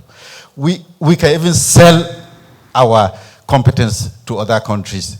And we do, because we set up a lot of the financial intelligence units across West African sub-region. We're a big country with very big competent hands. So after thanking these organizations, I will also want to say I'm impressed with the report, the variables chosen, the data collected on those variables, the methodology, the analysis, and the findings. Most importantly, the findings are put in such a laymanish way that every Nigerian will relate with, which I think is commendable. And on behalf of the ACAMS and the CIN, I wish to congratulate Umar and his team. Thank you very much. Yes, please, madam. Okay, thank you very much, and thank you for being magnanimous to still allow us to talk. Standing on the existing protocol, I'm Ngozi Abuebulem from the Statistics Department of the Central Bank of Nigeria. We must commend the Center for Fiscal Transparency and Integrity Watch for a job they are doing. It's a very good job. It's highly commendable. And in a way, it's complementary to what we are doing. Because the central bank is one agency in Nigeria that runs biannual survey of the 3 tiers of government, the federal, the state, and the local governments. So what they are doing here today is in a way complementing that effort which the central bank makes. The local governments, as they stated, was not fully covered. They have their reasons. There may be about 6 local governments that have something to show. I would suggest that even if it's just 6 local governments, let them go ahead and showcase the 6 local governments. They don't necessarily have to list all the 774 local governments setting 000. But listing those that did something will also sort of make those who are not doing anything to start. And it will be a pat on the back of those who are making the right effort. Our findings, our fiscal survey findings can be found on the website of the Central Bank of Nigeria. So whatever effort that is made to showcase what's going on in the local governments will be quite complementary to what we are doing. And I'm sure a lot of people, a lot of Nigerians want to know what's going on in the local government, because whether we like it or not, that's the third arm of government. And we need to know what is going on, no matter how small it is. Thank you very much. Thank you very much. Umar, you should be getting set, because we'll soon call you up here to respond to some of the comments, but more importantly, the questions that have been put across. But before we call Umar back, it is my singular honor and pleasure to invite, I'm going to insist that you come up here, sir, Mr. Stephen Orosanye, who will make his the final comments for this section. He needs no introduction, but in case you were out of the country and you just got back last week, that means you've been out for 30 years. Mr. Stephen Orosanye is a household name. Like someone has explained, an astute public servant, former head of service, and an excellent gentleman. Please welcome him as he makes his remarks. Thank you.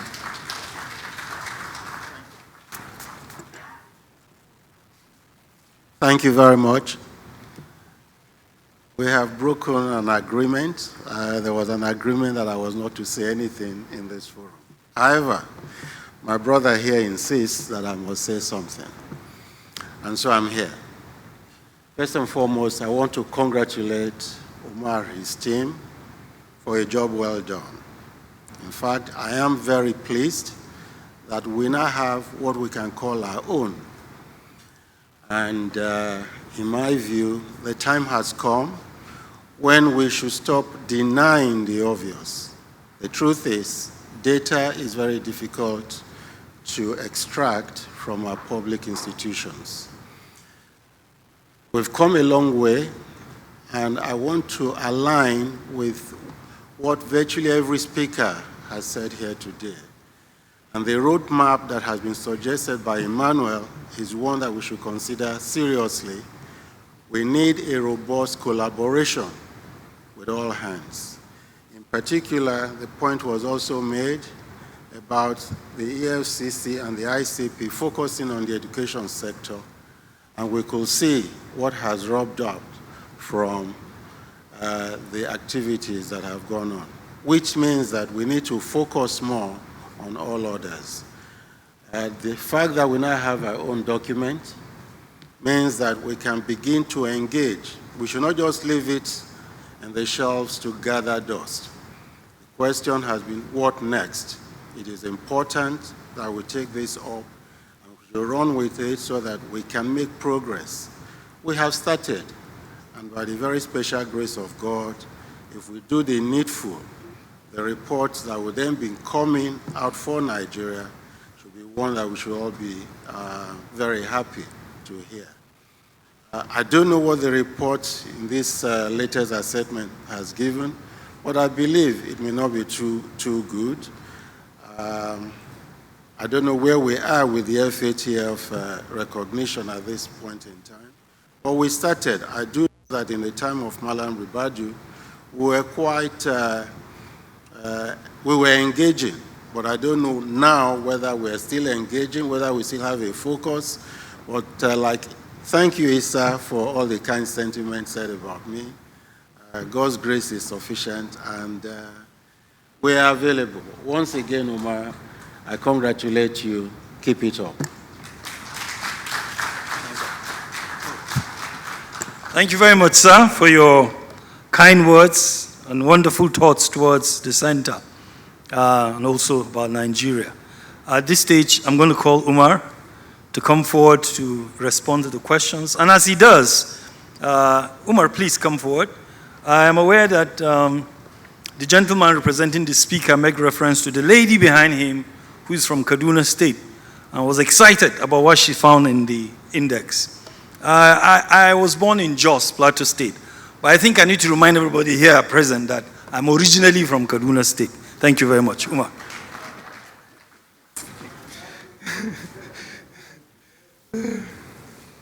Okay, thank you. We're quite behind schedule, so some of the questions are repetitive, so I'm going to just lump some of them up. Mr. Steve Wabioko, CBN, you spoke about resistance and challenges. This is a personal view. In anything I do regarding to prevention of corruption, you try to remove as much as human intervention as possible.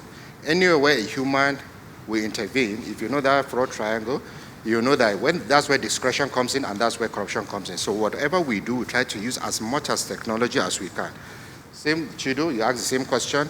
Yeah, they were not responding. Naturally, they will not respond. I told you we sent about 480 emails, and Mariam is here. The feedback was not up to 10. That's the number. They don't respond, but that's how we just rank them and give them. A representative of the speaker, he spoke about implementation. Yeah, that's true. We have a problem of implementation in Nigeria. On Shadrach Haruna, TI index. Yes, sir. TI index has 13 variables. I personally have a problem with that index. I wrote a paper on it about 3 years ago because most of out of the 13, 8 are external. They are external bodies where they get information. So those sources, those primary sources of information cannot do justice, not only to Nigeria, to any African country, because there are variables on level of development, infrastructural development. We are not there. We will not be there in the next 20 years. So you cannot have a variable like that. So, and I thank you for saying that we should do ours, this is one of them. The next one, Tim Elai, thank you. We will come to Java definitely. And the next project we're working on now, let me just use this opportunity, is on political parties financing. A lot of money goes on. Nobody can tell you how much a party has spent after an election, nobody. Even those that give the money, because the sources are from public sources, private sources, savings.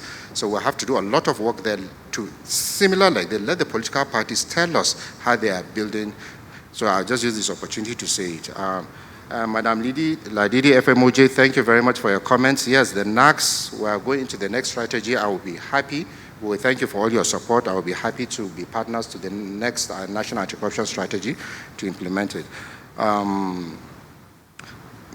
Mr. Suraj B. Yakubu, Presence of Agencies Homegrown Index. Yes, sir. What I like, GIABA is here. This index is like, for those that understand the GIABA methodology, FATF methodology, they give you the answers. The answers are already there. So what you are supposed to do, you walk to the answers. So we have all the, so if you look at all the variables, there are laws made by us. So we're supposed to do it. So I just tell you, MDAs, implement your own laws, the laws you made. The last time we challenged the National Anti-Corruption Strategy, we went to the Senate Committee on Anti-Corruption and we had a nice event. Okay, MDA said they are implementing anti-corruption programs on your own. Now come and tell us how far you have implemented. And of course, a lot of them could not come. They were running up and down, saying, trying to cook off. It was just not possible. It's your own document. How far have you implemented? So that's our work as civil society to challenge you. Emmanuel, European Union partnership. Yeah, most of those indexes you are reporting to European Union, yeah, they are sectoral. The first one they did was in the ports. The next one they are doing, they are too, sorry to use the word, they are too minute. If you look at this, this is very broad and it's wider. But the ones you did the last one, they are only in the port sector, and I think you are doing the aviation sector and one more sector. We are talking about 480 agencies with states and local governments. Thank you, Madam from FMOJ. We are going to follow up on the implementation of the People with Disabilities Act 2018. We are going to follow up and ensure most NDAs implement that 5%. It's a very serious issue. On NDIC, yes, the citizen engagement platform is very strong. Comment. Minister Buhari, mutual evaluation.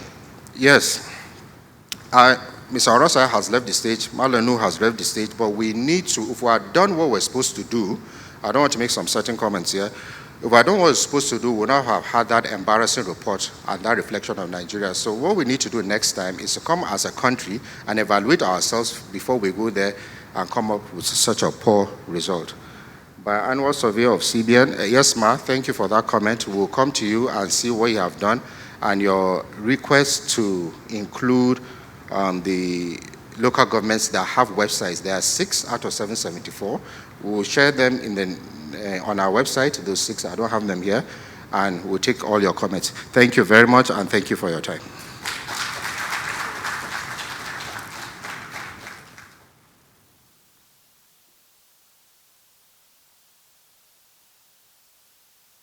Okay, this program is coming to a close. We want to thank everybody for your patience, for your tenacity, but also to underscore that what we have done today, or what we have kick-started today, should not just depart when we walk out of this hall, whoever you are. Someone made the point, yes, it's about institutions, but it's also about individual responsibility. I think I like that point.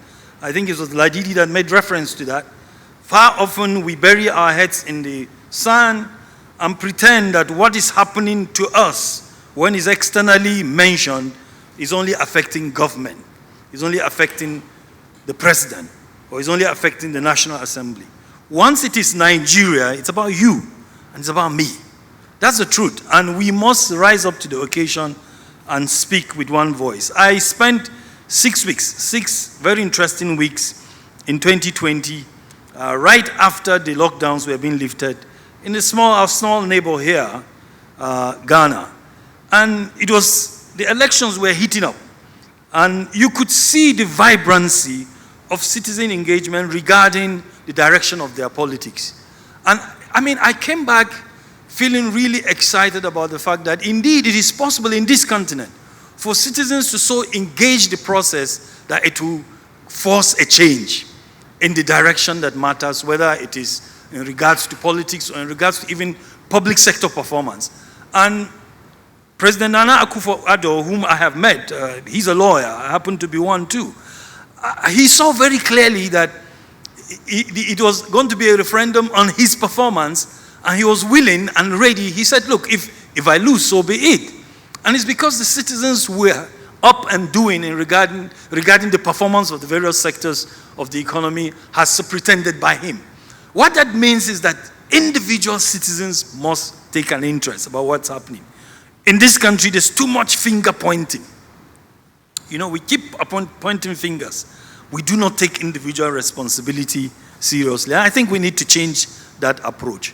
And that said, my task is simple: to conclude this event by recognizing that what the center has done is a wake-up call.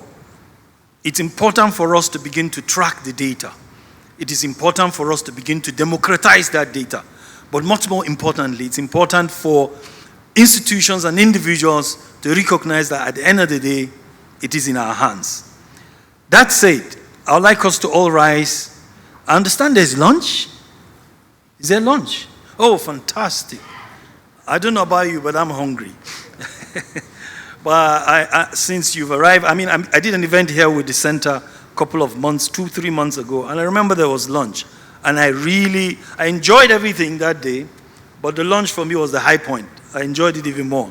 So if you want to witness what I experience, or experience what I experienced, please stay behind for lunch. At this stage, I'm going to ask us to rise, and we're going to repeat our exam. At the beginning of this activity, I asked us to recite the second stanza of the national anthem as our opening prayer. I think that if we were to apply the variables and your assessment, we did woefully.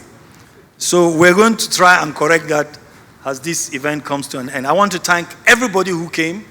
I want to thank you for being part of this historic event. I pray that God will order your steps as you return to your various destinations. And I want you to give yourselves a round of applause for staying till the end. Thank you very much. May we all rise and take the closing prayer, which is the second stanza of the national anthem. If, like me, you have a phone, I have Googled it. So I want to declare my liability. So I'm going to read it. So if you like, follow me. Let's read it together. 1, 2, 3, go. O God of creation, direct our noble course, guide our leaders right, help our youth the truth to know, in love and honesty to grow, and living just and true, great lofty heights attain, to build a nation where peace and justice reign. Thank you very much. We can take the national anthem while we're still standing. Thank you.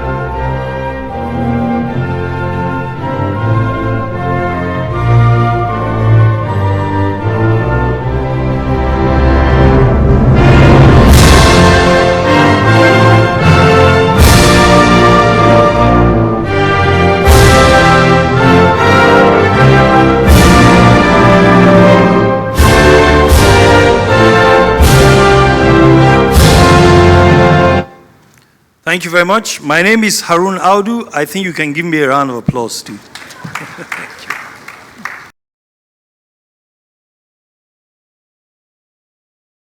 What's your own take about this report and were your expectations met?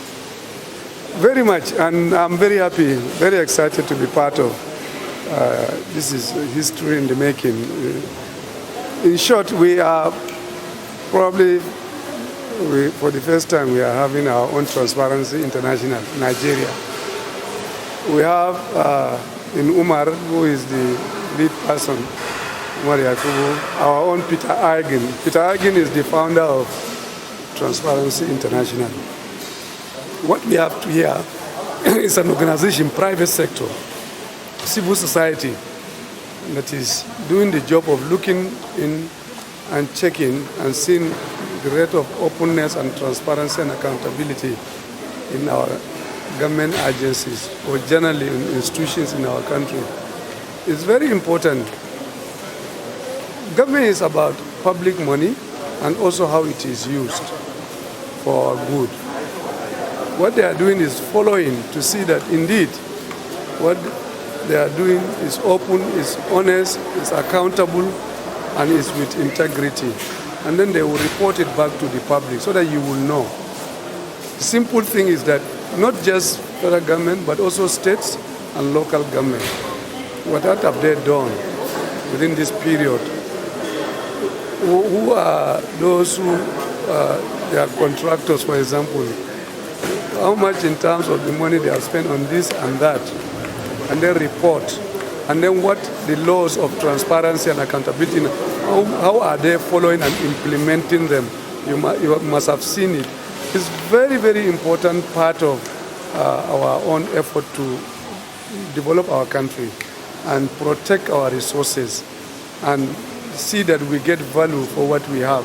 I'm very excited, and it's the role that I think the civil society is going to do that will be most helpful to more or less police government, report to us, we the citizens of Nigeria.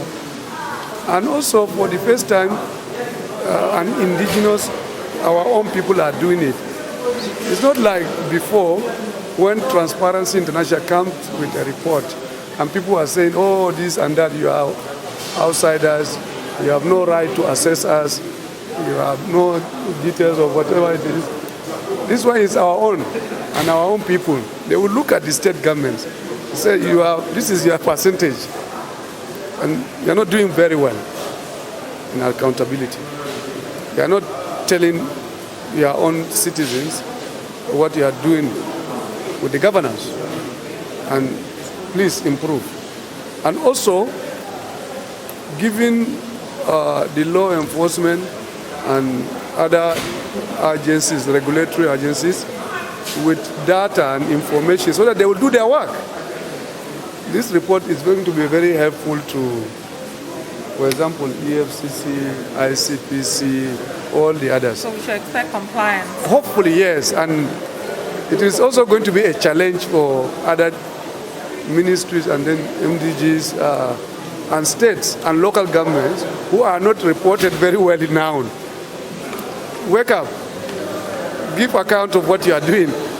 Because next year we want to see, and then we are going to work with what is going to be reported about you. I think all Nigerians should be very happy with this development and very excited. We should encourage them to do it even more or better. Sir, you took us back to memory lane with how you ensure that the country opened up on accountability. Yes. So, from so far to your own assessment, how far have we gone, and what are we missing to ensure that the government is accountable? You know, what I have said is that governance is about work in progress. We are doing steps one after the other, step by step. I said, I was in government when most of these transparency agencies that we have today in our country were established. We looked for all best practices globally, and we imported them, and then we adopted them, and we domesticated them for us to have open government, transparent government, accountable government.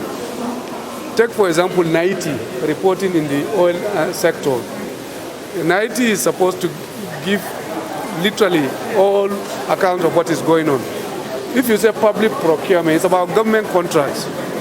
And so many others, fiscal responsibility law, they are all about opening government. So we did them that period, and we literally brought all the best practice in the world, all.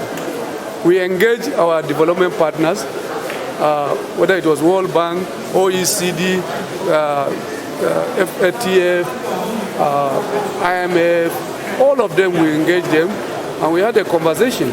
And we brought all the good things happening globally, and we brought them to Nigeria, and we adapted them, and they are working. And as we continue, other things are improving and developing daily. Today, we have witnessed a civil society participation coming to assess. It's also part of the whole process. So I think even so far, I think we are not doing badly. If you compare Nigeria with any other African country, we are far, far ahead in this type of things that we are talking about.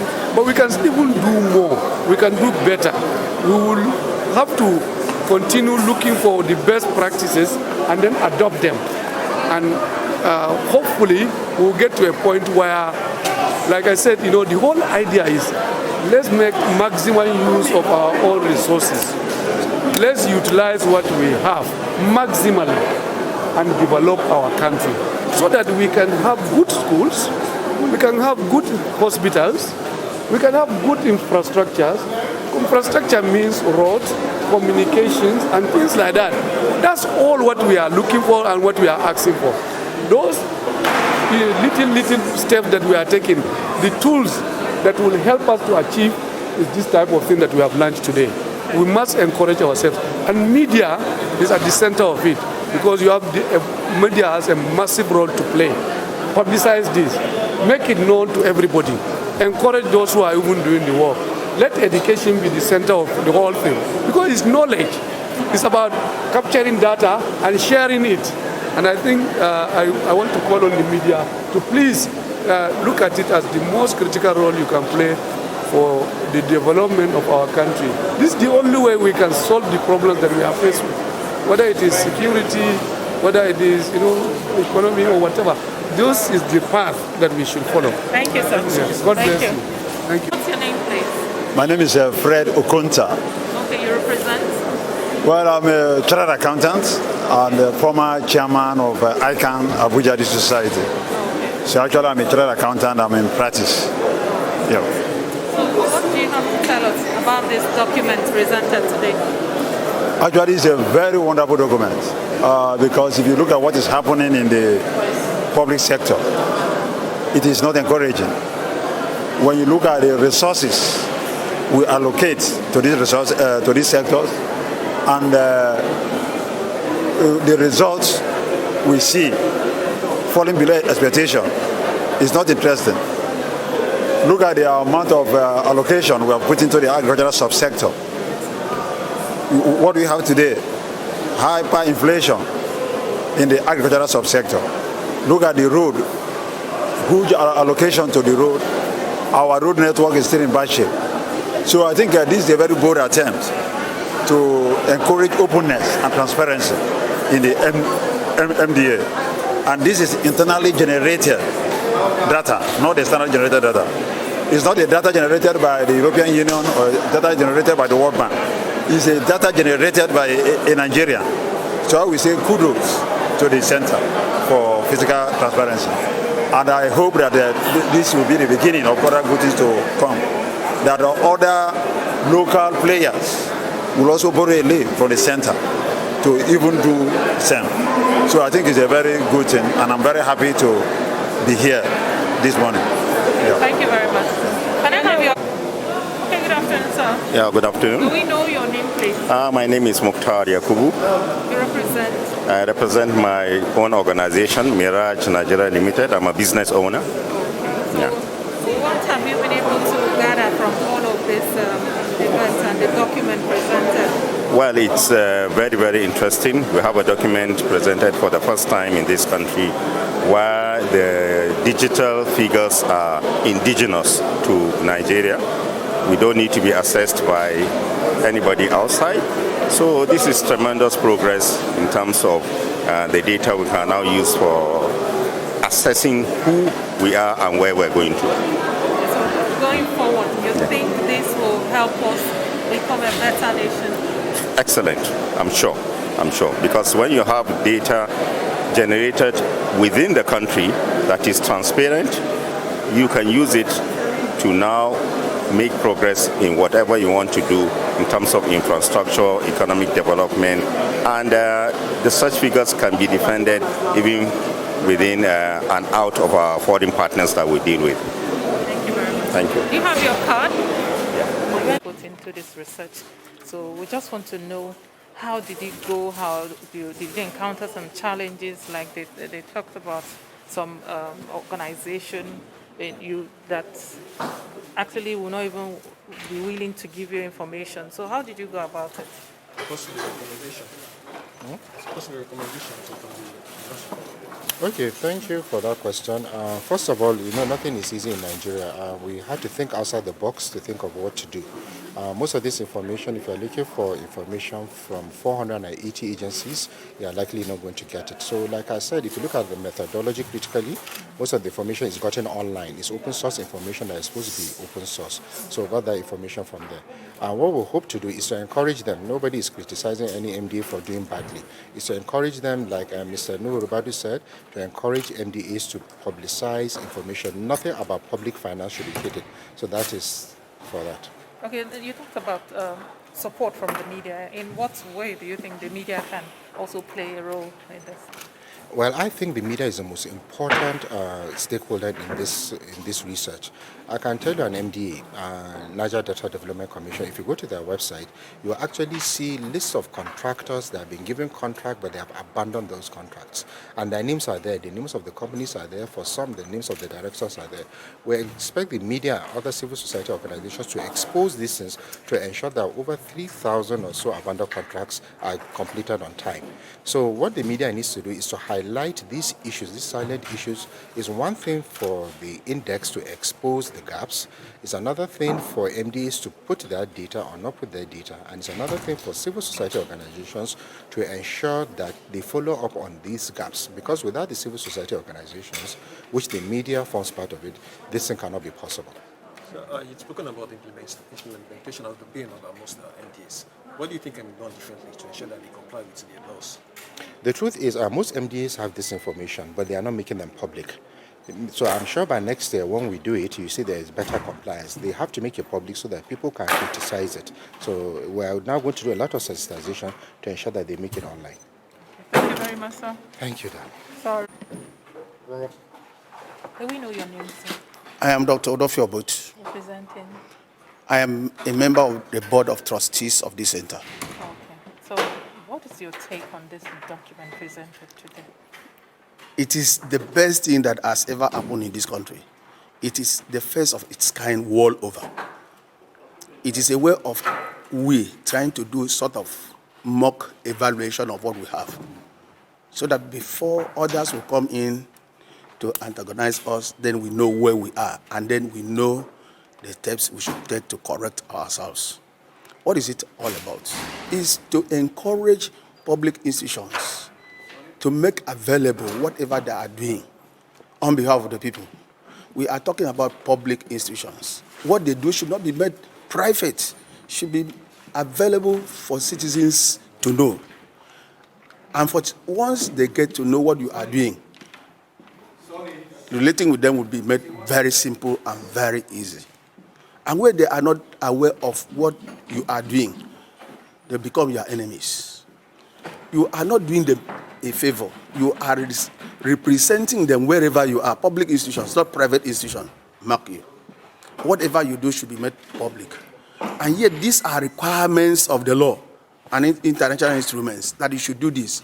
Not that they don't have it in place. The problem is not with the institutions. It is with the officers that will refuse to do what they should do.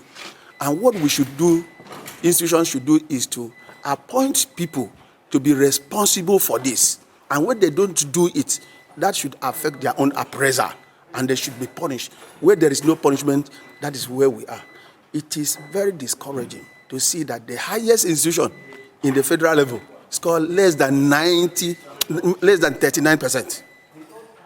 That is the highest. Which is? It is not all right. It is only the state governments that score up to 70-something%. We are saying now that going forward, institutions should make this information available in their website so that citizens will go there and know what their government is doing. Now, talking about website, I saw, according to the report, about 27 institutions do not even have websites. Something as simple as that. It is likely that some of them are not aware that creating this website will do them a lot of favor than any other thing. Because once you allow what you are doing to be known by members of the public that you are saving yourself. Another thing is for you to make this information available. One other thing is for the members of the public to go in there and challenge whatever information is there. You tell me that you have created or you've made road somewhere. When I know for real that you have not done, then I will engage you. And you'll be ashamed of yourself. The integrity of the information put out there for members of the public to consume will be interrogated by members of the public. Then you discover that you encourage inclusion and inclusiveness in your governance. Members of the public will be engaged. You are not doing members of the public favor as such. You are representing them. And when you are in government today, you should be aware that tomorrow you will be out. And you need this type of information. And that is why we have these laws and regulations requiring institutions to make this information available for inclusiveness. Thank you very much.